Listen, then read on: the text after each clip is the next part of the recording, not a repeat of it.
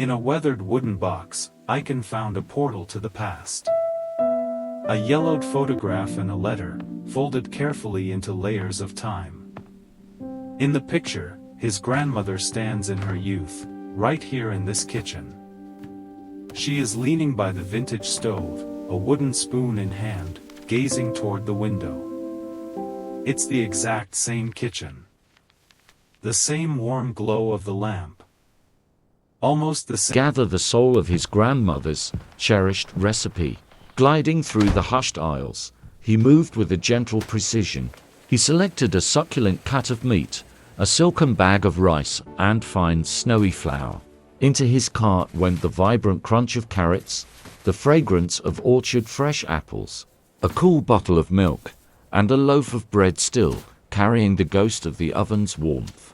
With every jar of spice, he carefully nestled into place. He wasn't merely ticking off a list, he was weaving together the fragments of a memory. Thank you. Preparing a dinner that promised the deep, lingering comfort. Same angle where Aiken stands now, bridging the gap between decades. He unfolded the letter to find these words. When life feels heavy, do not try to fix everything at once. First, let the water boil. Slice the vegetables slowly, with intention. Feel the rhythmic click of the knife against the board. Stir the pot without haste.